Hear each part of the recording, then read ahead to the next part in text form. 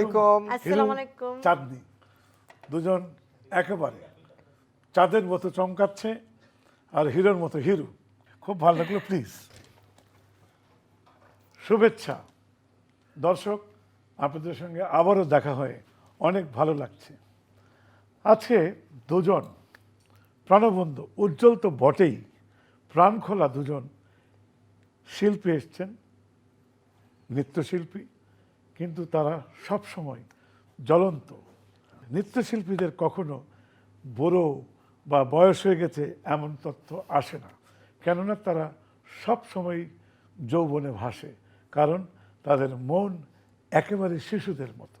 আসুন কথা বলা যাক। আচ্ছা, আমরা একটা লটারি করি সাধারণত, তো দুটো কাগজ থাকে, খাম থেকে নিতে হয় একজনকে। একটি হলো সুখ লেখা থাকে আর একটি দুঃখ লেখা থাকে। এই দুটো শব্দ দুটো আঙ্গুলে পাঠিয়ে দিয়েছি আমি ওদের, আমি জানি কোনটা কি। এখানে লেডিস ফার্স্ট, আগে এই মানুষটি যেটা ধরবে বাকি আঙ্গুলটা তোমার। আচ্ছা, কোনটা? এটা। এইটা জি। ধরতে হবে তো। হ্যাঁ, আর আমার তো রয়েই গেল এটা। আচ্ছা যাই হোক, এখানে এসছে সুখ, এখানে এসছে দুঃখ। অনুষ্ঠানটির নাম চেনা মুখ দুঃখ সুখ। বাহ। শুধুমাত্র সাংস্কৃতিক জীবনে, ব্যক্তি জীবনে নয়, কোনো যদি দুঃখের স্মৃতি থাকে ছোট্ট করে ওটা শুনতে চাই। শিল্পীদের তো ক্ষোভ দুঃখ থাকেই। সবচেয়ে বড় যে দুঃখ থাকে যে শিল্পীদের আত্মতৃপ্তি নেই। তো যখনই কোনো একটা অনুষ্ঠান করি বা কিছু করি মনে হয় যে এটাই ভালো, কিন্তু দেখার পরে মনে হলো যে না, আসলে দুঃখটা থেকেই গেল, মনে হয় আরেকটু ভালো কাজ যদি করতে পারতাম। এইটাই আমার মনে হয় শিল্পীদের জীবনের সবচেয়ে বড় দুঃখ। তবে এটা হলো কার্যকরী দুঃখ। এই দুঃখটা কিন্তু জীবনকে আরো সামনের দিকে নিয়ে যায়। অ্যাবসলিউটলি। চাঁদনি, তোমার আমরা সুখের একটি স্মৃতি ছোট্ট করে শুনতে চাই। যেহেতু সুখের কথা বলছেন, আমি বলবো আলহামদুলিল্লাহ। যেমন আমি ফিল্ম করেছিলাম দুখাই, লাল সালু, জয়যাত্রা।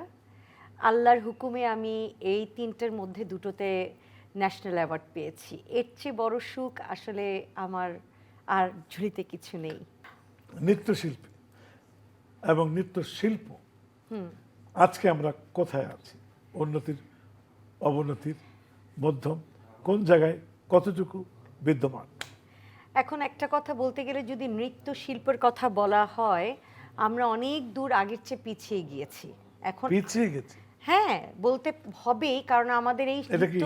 তুমি জোর দিয়ে বলতে পারছো? হ্যাঁ, কারণ আমি বলতে চাই যে এখন যে নৃত্যগুলো হচ্ছে সেখানে কিন্তু আমাদের সংস্কৃতিটা বিলুপ্ত হয়ে এক যাচ্ছে। মিনিট দর্শক, এখানে কিন্তু আমরা একটা ছোট্ট কথা বলে রাখি। চাঁদনি যা বলছে এটা একান্তই তার নিজস্ব মন্তব্য, এটা আপনাকে সারা বাংলাদেশের মন্তব্য ধরে নেবেন না। তবে একটি গুরুত্বপূর্ণ নৃত্যশিল্পী যখন কোনো কথা বলে, এটা কিন্তু অবশ্যই অবশ্যই গুরুত্বপূর্ণ।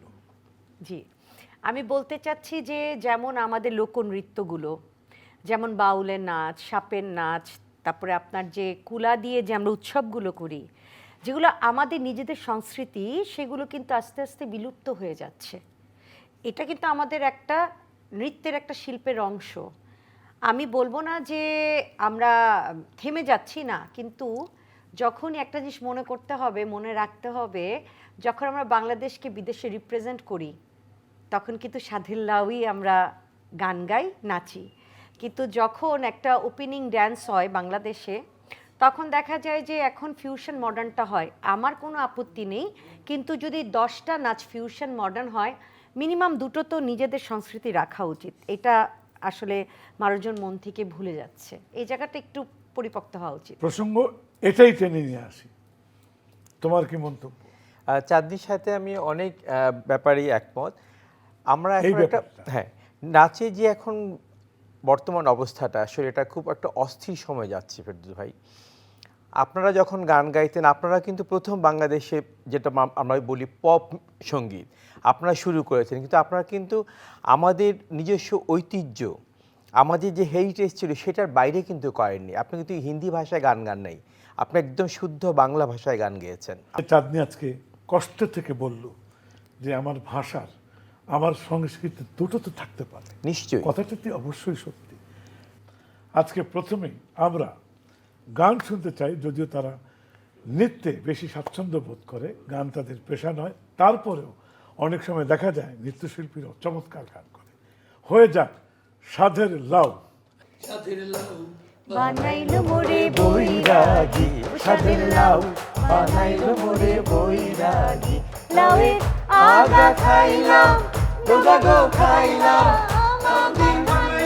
ডুগডুগি আরে লাউ দি বানাইলাম ডুগডুগি, সাদের লাউ বানাইলো মোরে বৈরাগী, সাদের লাউ বানাইলো মোরে বৈরাগী। আচ্ছা, আমরা তো নাচে স্টেজে করি, তাই না? হ্যাঁ, ছোট্ট একটা এক্সপেরিমেন্ট না করি আজকে হ্যাঁ। বসে এই গানটার উপরে হাতের কি মুদ্রা দিয়ে করা যায়। এইবার সাদ দেখাবো। না, না, এবার- আমি তো গাইলাম। আমিও গুনগুন করেছি। আমি দেখি হ্যাঁ, আমি করেছি করতে। সবাই। হ্যাঁ, ঠিক আছে, তুমি একটু ধরিয়ে দাও। অন্য কোনো দিন আসতে পারে যে দর্শকরা বসেই নাচ দেখতে চায়।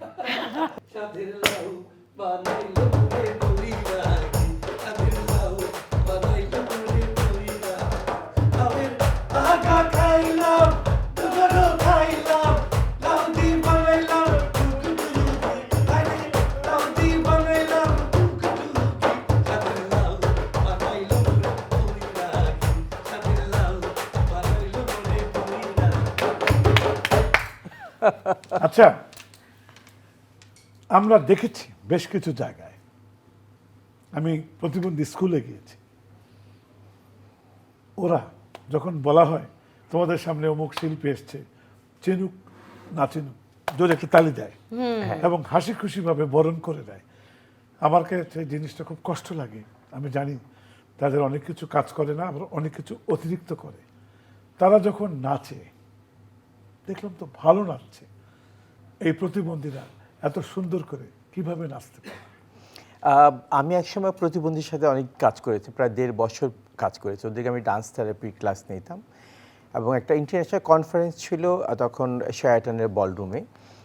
তো ওই অনুষ্ঠানে আমি দেখেছি যে ওরা না মানে একটা ফোকাস থাকে ওদের মধ্যে, এবং ওরা সেই ফোকাসটাকে এত বেশি এমফেসাইজ করে, রপ্ত করে, বোঝা যায় যে ওদের চেষ্টা আছে।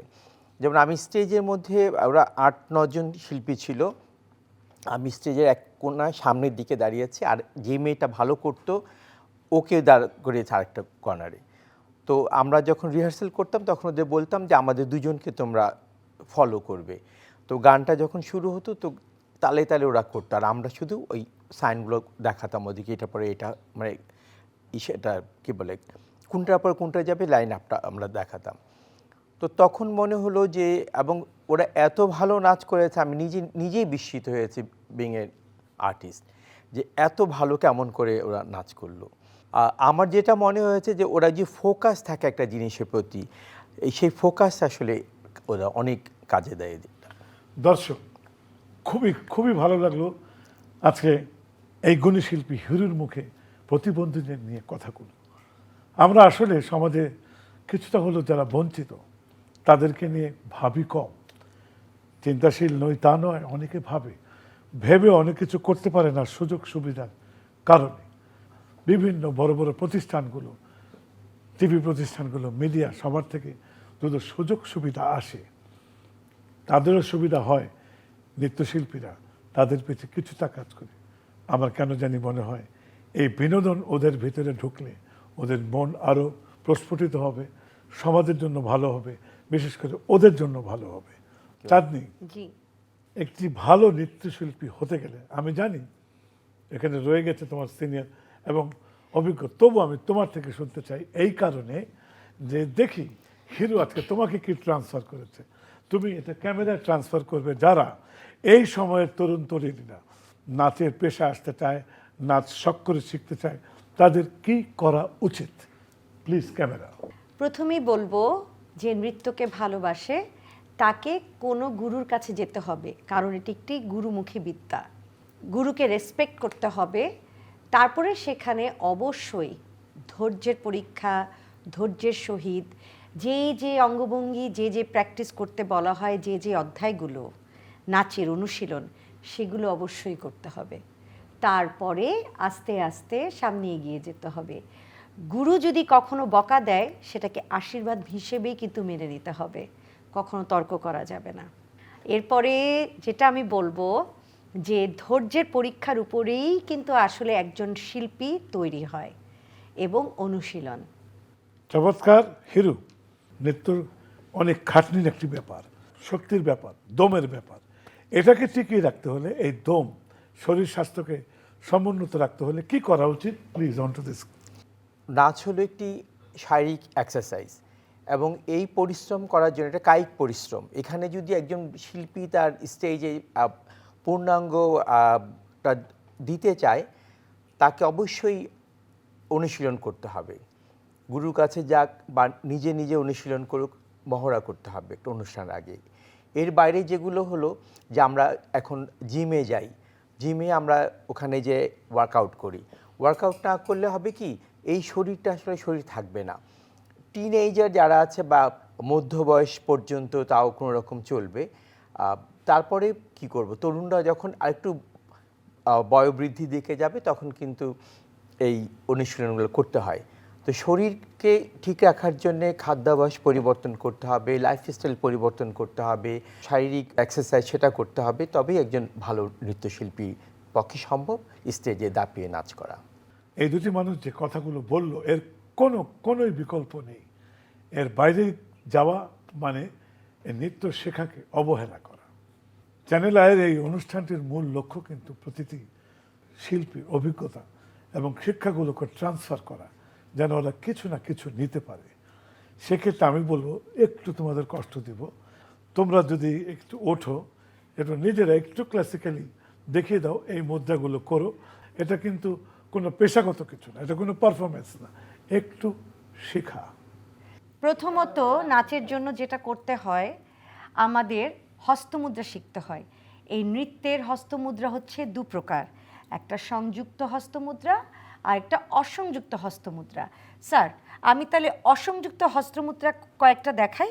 আমি অসংযুক্ত, তুমি সংযুক্ত দেখাও। না স্যার, আমি অসংযুক্ত single hand দেখাবো gesture দেখাই। না, আমি অসংযুক্ত দেখাও, আপনি সংযুক্ত দেখাও।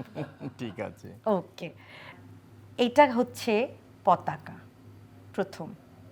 এরপরে এটার নাম হচ্ছে ত্রিপতাকা। যখন আমরা আমাদের পিঙ্কি ফিঙ্গারটা নামিয়ে দিব, এটা হয়ে যাচ্ছে অর্ধ পতাকা। এখন একটা মজার বিষয় আছে, যখন এই দুটোকে আমরা স্পর্শ করছি বৃদ্ধাঙ্গুল দিয়ে, এটি একটু ওপেন করে ফেলছি, এটা হয়ে যাচ্ছে কর্তরি মুখ, মানে সিজার। ওকে, আরেকটা লাস্ট দেখাই এখন। পিঙ্কি ফিঙ্গারটা যখন উঠিয়ে ফেলবো, এইটা হয়ে যাবে ময়ূর। বাস, ইজি। Very nice.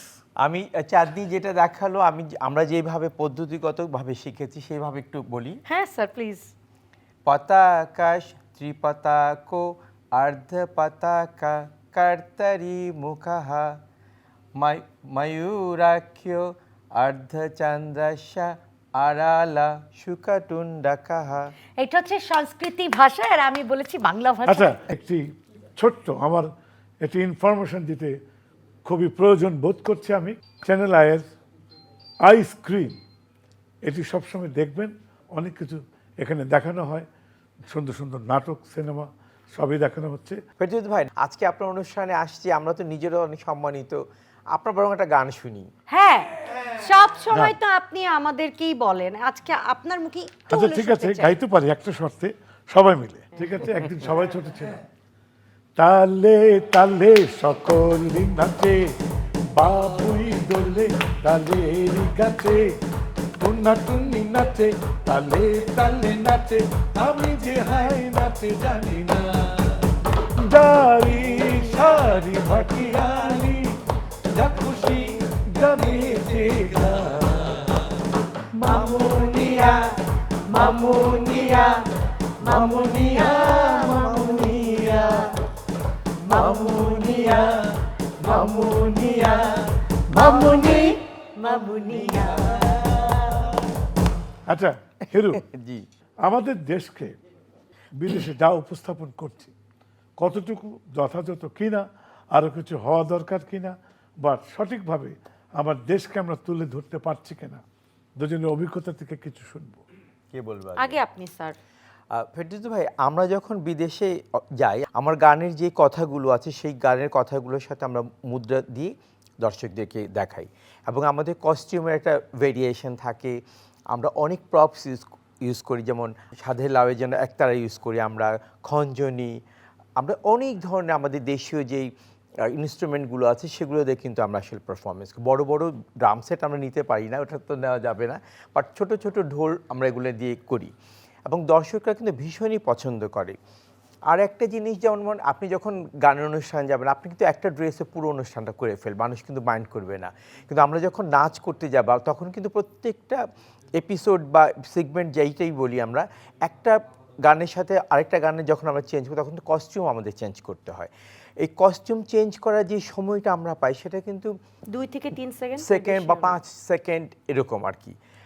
তো দর্শকরা আমাদেরকে পরে অনুষ্ঠানে এসে জিজ্ঞেস করে যে তোমরা এত ফাস্ট কিভাবে চেঞ্জ করো। আমি অনেক সময় দুষ্টামি করে বলি, দেখো আমরা নাচ শেখার আগে জাদু শিখি, তারপর নাচ শিখি। আমার অনেক অভিজ্ঞতা আছে, চাঁদনি আমি একসাথে অনেক বিদেশে গেছি, অনেক অনুষ্ঠান করেছি। এবার চাঁদনি কিছু বলুক। হ্যাঁ, অভিজ্ঞতাটা বলি।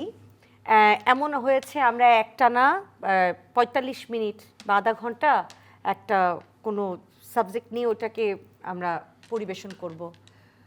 তো আমরা তো রিহার্সাল করে ফেলি, কিন্তু যখন আমাদের কস্টিউম রিহার্সাল হয়, ড্রাই হয়, তখন আমাদের মাথা টাথা খারাপ হয়ে যায়। তখন দেখা যায় যে পরপর যেহেতু নাচ থাকে, আমরা শুধু আড়ালে যাব, খালি ড্রেস খুলবো, তো দেখা যায় যে আমরা একই সাথে 5-6টার উপরে সেট পরা থাকি কাপড়, এবং সর্বশেষ যে নাচটা সর্বশেষে কিন্তু এই ড্রেসটা থাকে। তো মজার বিষয় হচ্ছে যে দর্শকরা মনে করে কি আমরা 25 থেকে 30 জন চলে এসেছি নাচ করতে, কিন্তু তাদের ভিতর ওই ধারণাটাই থাকে না যে আমরা ড্রেস চেঞ্জ করে আসছি। এমন মনে আছে আমি আর স্যার আমরা একসাথে একটা ট্যুর করেছিলাম, আমরা সর্বমোট ছিলাম 8 জন, আমরা 8 জন মিলে প্রোগ্রামটা করতে গিয়েছি। তো ওখান থেকে দর্শকরা আমাদেরকে বলেছে আপনার খালি 8 জন কেন, আর অন্যরা কোথায়? তো বলে অন্যরা কোথায় মানে? বলে দেখলাম যে কত মানুষ নাচলো আপনাদের সাথে স্টেজে, আপনারা গেলেন আরো 8 জন ঢুকলো। তখন আমরা হেসে দিয়ে বললাম যে না, আমরা 8 জনই ছিলাম। বলে না না, আপনার 20-30 জন ছিলেন। তো এই যে একটা অসম্ভবকে যে আমরা সম্ভব করি, আমাদের এই প্র্যাকটিস, আবার ড্রেস পরেই যে প্র্যাকটিসগুলো, স্যারের যে কি বকা খাই তখন, এবং স্যার যে কি সিরিয়াস থাকে, মানে আমি জানি ইজ এ ভেরি সিরিয়াস, মানে আমরা তখন বিড়াল হয়ে যাই, স্যার হয়ে যায় সিংহ আর আমরা হয়ে যাই বিল্লু। স্যারদের বকা হচ্ছে আমাদের জন্য দোয়া, এটা মেনে নিয়ে কাজ করতে পারলে আমি মনে না, করি সে যে চাঁদনি বকা তো আসলে ওই বকা না, ওই বকা না, না, ওটা তো এটা ভালোবাসার বকা। এখানে কিন্তু একটু গুরুত্বপূর্ণ প্রশ্ন করতে চাচ্ছি। এই যে এত কষ্ট তোমরা করছো, তুমি কি মনে করো এটাই যথেষ্ট, না যদি তোমরা আরো একটু পৃষ্ঠপোষকতা পেতে আরো কি কিছু দেখাতে পারতে? হ্যাঁ, নিশ্চয়ই অবশ্যই। পেতাম। আমরা যদি সরকার আমাদেরকে আরো বেশি পৃষ্ঠপোষকতা করতো, বা এখন যে মাল্টি ন্যাশনাল অনেক কোম্পানি আছে আমাদের দেশে, এরা যদি একটু কোঅপারেটিভ হতো, তাহলে আমাদের দেশের সংস্কৃতি যেটা আছে আমাদের নিজস্বতা, সেটা কিন্তু আসলে আরো বেশি বড় করে করতে পারতাম আমরা। কিন্তু এখন চাঁদি যে শুরুতে যেটা বললো যে ট্রেন্ড চেঞ্জ হয়ে গেছে, এখন সবাই একটু অন্য ধরনের নাচ, ফিউশন নাচ আমিও করি, আমরাও পছন্দ করি, বাট আমি আমার ঐতিহ্যের বাইরে যেটা আছে সেটা নিয়ে আমরা করব না। আমরা আমাদের দেশীয় যেই জিনিসগুলো আছে সেগুলোকে নিয়েই অনেক ফিউশন করা যায়। ফিউশন মানেই তো আপনি ব্লেন্ডিং করবেন, একটা জিনিস নিজেকে চিন্তা করবেন, সেটাই তো। তো সেই জায়গাতে আমরা আসলে নাই, এবং আমি আজকাল যেসব অনুষ্ঠান হচ্ছে যারা করছেন, আমি সবাই খুব ভালো নৃত্যশিল্পী, বাই দ্য ওয়ে, খুবই ভালো। মানে এটা এখানে কোনো ডাউট নাই যে আপনি একজন আনকোড়া শিল্পী যে স্টেজে করছে তা না, কিন্তু ওরা অনেক ট্যালেন্টেড শিল্পী, অনেক ট্যালেন্ট নিয়ে ওরা কাজ করে। কিন্তু যেটা হলো যে আপনি যেটা চাবেন সেটাই তো সে করবে, সে তো আপনার কথার বাইরে যেতে পারবে না। অনেক অনেক ভালো লাগলো, অনেক ধন্যবাদ। চ্যানেলের পক্ষ থেকে তোমাদের জন্য রইল অনেক অনেক শুভেচ্ছা। তোমাদের সঙ্গে আবার দেখা হওয়ার প্রত্যাশা করে আজকের মতো বিদায় নিচ্ছি। দর্শকবৃন্দ, দেখলেন তো, আমি চাঁদনির কথা বিশেষ করে বলবো, তার যে মনের কষ্টটা একেবারে সত্যি কথা। শেকড় কোনোদিন ভোলা যায় না, চেষ্টা করলেও ভোলা যাবে না, কেননা ওই ঘুরে ফিরে শেকড়কে আসতেই হবে। আধুনিকতার ছোঁয়া আমরা ছাড়বো কেন? অবশ্যই থাকবে দুনিয়া থেকে আমরা পিছিয়ে যাব কেন? কিন্তু শিকড়কে না ভুলে আমরা আধুনিকতার যত ছোঁয়াই যাই না কেন, আমরা কিন্তু বাংলাদেশি, আমাদের নদীমাতৃক দেশ। নদীকে ভুলতে পারবো না, মাটিকে ভুলতে পারবো না, মাটির সংস্কৃতিকে ভুলতে পারবো না। এ নিয়েই আমাদের থাকতে হবে। এবং আজকে হিরু এবং চাঁদনির মুখে যা শুনলাম, সত্যি এটা মনে রাখার মতো। আমাদেরকে আপনারা আপনাদের সঙ্গে সবসময় রাখবেন। শুভেচ্ছা।